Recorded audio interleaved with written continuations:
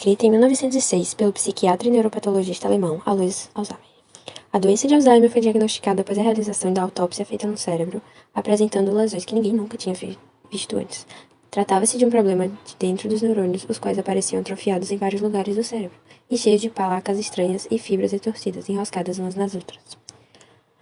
Esta é uma doença neurodegenerativa progressiva, cujos neurônios se deterioram de forma lenta e progressiva, provocando uma atrofia cerebral, o que afeta principalmente a memória e a cognição, como a capacidade de falar, compreender, raciocinar, mas também pode conduzir a outros problemas, como a confusão, mudança de humor e a desorientação no tempo e no espaço.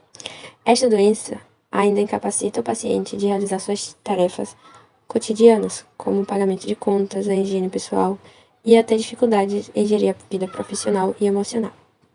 Esta doença, o Alzheimer, não é uma doença infecciosa nem contagiosa. Ela é uma doença terminal que causa uma deterioração geral da saúde, devido principalmente à baixa do sistema imunológico, resultando em perda de peso, seguido de maiores riscos de infecções de garganta e pulmonares.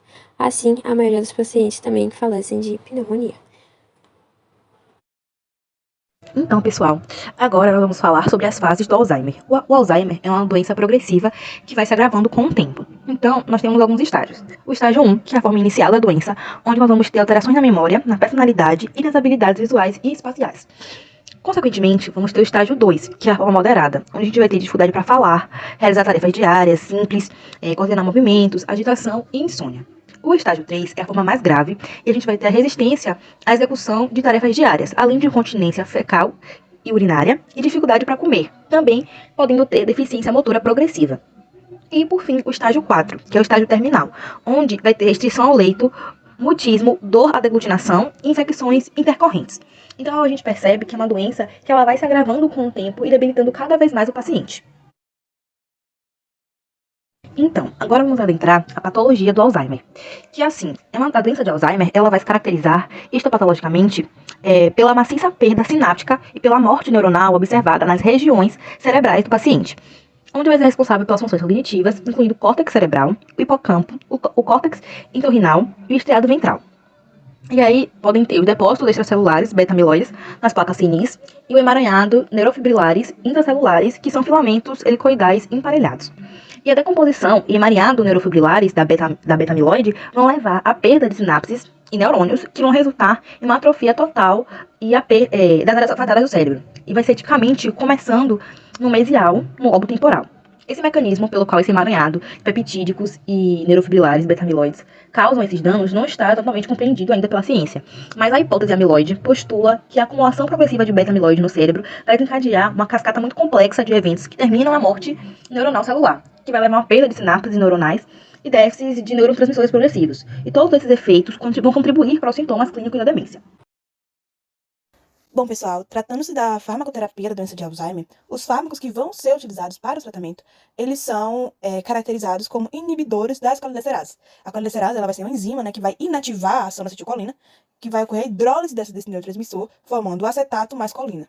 E isso vai permitir, né, a inibição dessa enzima vai permitir uma maior disponibilidade desse neurotransmissor atuando nas fendas sinápticas, né, atuando em seu receptor, através da inibição dessas enzimas catalíticas, tanto a acetilcolinesterase quanto a butirilcolinesterase, que é conhecida como pseudocolinesterase, que também vai atuar hidrolisando a acetilcolina. E isso vai resultar em melhorias na sinalização colinérgica do sistema nervoso central e também vai melhorar os sintomas da doença, principalmente nos seus estados iniciais ali da doença, na fase inicial. No entanto, né, esses fármacos eles vão apresentar efeitos adversos bem característicos e não conseguem impedir a progressão da doença, que não tem cura. Uma característica bem presente nesses fármacos é que eles apresentam facilidade para atravessar a barreira hematoencefálica, né? E isso vai dar para eles mais facilidade de atuar nos seus locais de ação. E a classificação vai se dar dependendo tanto do período de atuação quanto da reversibilidade desse fármaco. Como primeiro fármaco a ser aprovado pelo FDA, que foi em 1993, a tacrina, ela é um inibidor reversível, né, da colinesterase e apresenta meia-vida curta, que é considerada ser utilizada principalmente nos casos leves e moderados da doença. No entanto, alguns estudos apresentaram altos índices de hepatotoxicidade, além de que esse fármaco vai estimular o sistema colinérgico periférico e vai aumentar quadros clínicos como vômitos, náuseas, dores abdominais, diarreia, que são aquelas reações adversas que eu comentei com vocês. E devido a esses efeitos, né, a baixa eficácia, a dificuldade nas doses, todas as complicações, esse fármaco ele acabou sendo desaconselhado para o uso, a partir do período em que foi observado essas características apresentadas que trouxeram, né, malefício àquele indivíduo que estava utilizando o fármaco. O donepezil, ele é um fármaco que também faz parte da classe inibidor reversível da acetilcolinesterase, só que, diferente da tacrina, ele apresenta uma longa duração, uma meia-vida maior. Ele foi aprovado pelo FDA em 1997 e acabou se tornando o fármaco primário para tratamento de Alzheimer em vários países. Assim como os outros fármacos, ele também vai atingir o sistema colinéstico periférico e vai, né, ocasionar alguns efeitos adversos nos pacientes. Dentre eles podemos observar náuseas, bradicardia, diarreia, entre outros.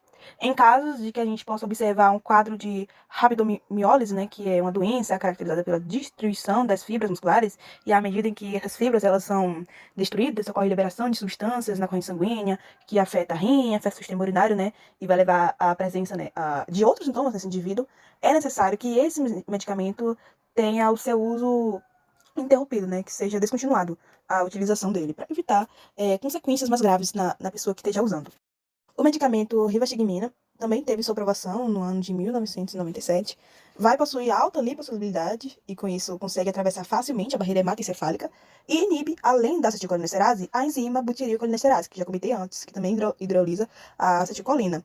Isso devido à sua meia-vida longa, que chega até 10 horas de atuação. Então, 10 horas ali, podem chegar a 10 horas ali impedindo a hidrólise da acetilcolina para que aumente a sua concentração ali nas fendas, né? E esse medicamento, ele vai ser considerado um pseudo-irreversível. Os outros que vimos até agora eram reversíveis e esse é pseudo-irreversível.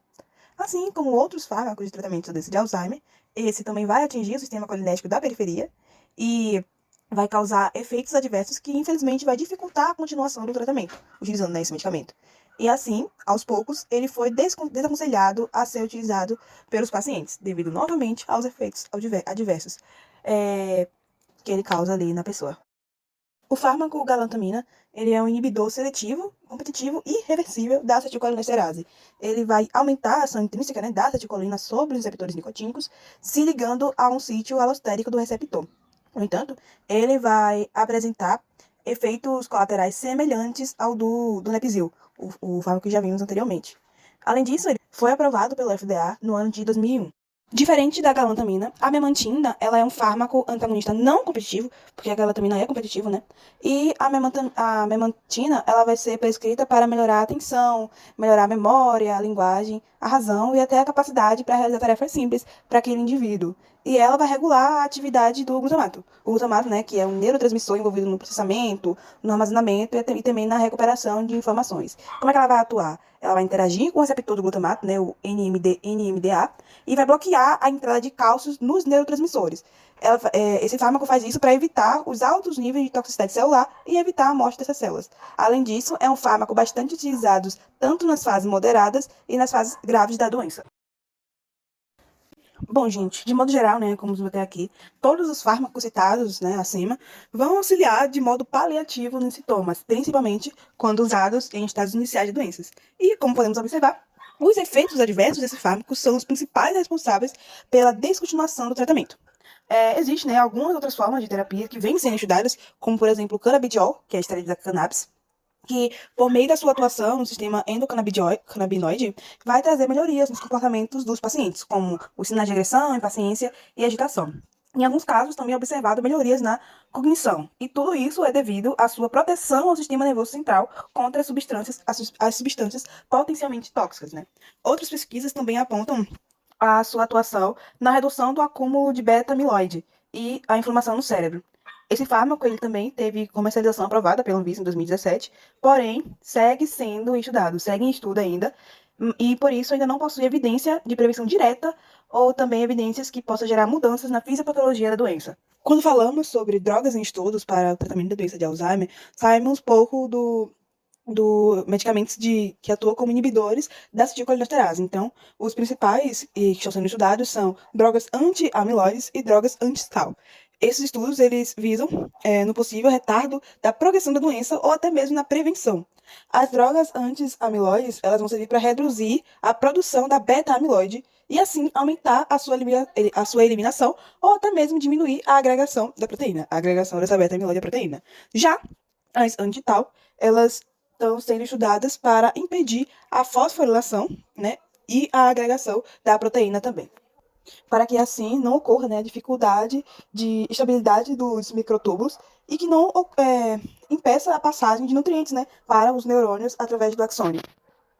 E assim não ocorra o processo de neurodegeneração observado na doença de Alzheimer.